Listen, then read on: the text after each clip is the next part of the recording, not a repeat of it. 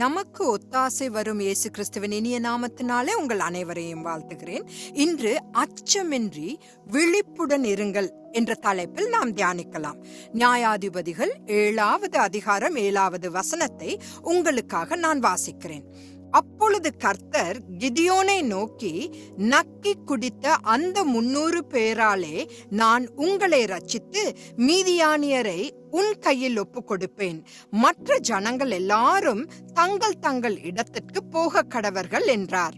போர் தொடுக்க இராணுவத்தில் சேருமாறு கிதியோன் மக்களுக்கு அழைப்பு விடுத்த போது மொத்தம் 32,000 பேர் சேர்ந்தனர். ஆனால் மீதியானியரும் அமலேக்கியரும் சகல கிழக்கத்திய புத்திரரும் வெட்டு கிளிகளைப் போல திரளாய் பள்ளத்தாக்கிலே படுத்து கிடந்தார்கள். அவர்களுடைய ஒட்டகங்களுக்கும் கணக்கில்லை. கடற்கரை மணலைப் போல திரளாயிருந்தது என்று நியாயாதிபதிகள் 7வது அதிகாரம் 12வது வசனம் கூறுகிறது.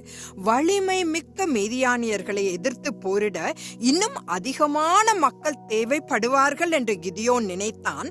ஆனால் அவனுடன் இருந்த மக்கள் அதிகம் என தேவன் கூறினார். பயமும் திகிலும் உள்ள எவனோ அவன் திரும்பி போகட்டும் என்று கிதியோன் கூறின போது ஆச்சரியமாக 22,000 பேர் வெளியேறினர். 10,000 பேர் எஞ்சியிருந்தனர். பயம் உள்ளவர்கள் தேவ சேனையில் இடம்பெற முடியாது என்பதை எப்போதும் நாம் நினைவில் கொள்ள வேண்டும். கர்த்தர் கிதியோனை நோக்கி, ஜனங்கள் இன்னும் அதிகம் அவர்களை தண்ணீர் அண்டைக்கு இறங்கி போக பண்ணு, அங்கே அவர்களை பரீட்சித்து காட்டுவேன் என்றதால் கிதியோன் அந்த 10,000 பேரை அவர்கள் குடிக்கக்கூடிய தண்ணீருக்கு அழைத்து சென்றான். 300 பேர் நாயை போல தங்கள் கைகளால் அள்ளி தங்கள் வாய்க்கெடுத்து நக்கிக் கொண்டார்கள். மீதமுள்ளவர்கள் குடிக்க மண்டியிட்டனர். அப்பொழுது கர்த்தர் கிதியோனை நோக்கி, நக்கி குடித்த அந்த 300 பேராலே நான் உங்களை ரட்சித்து மீதியானியரை உன் கையில் ஒப்பு கொடுப்பேன் என்று கூறினார். எத்தகைய மகிமையான தேவன் நமக்கு இருக்கிறார்!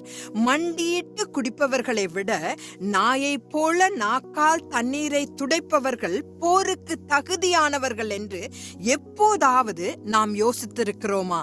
ஒரு நாய் தண்ணீர் அல்லது எதையாவது குடிக்கும் போது பூனையை போல் அல்லாமல் அதன் கண்கள் எப்பொழுதும் திறந்திருக்கும்.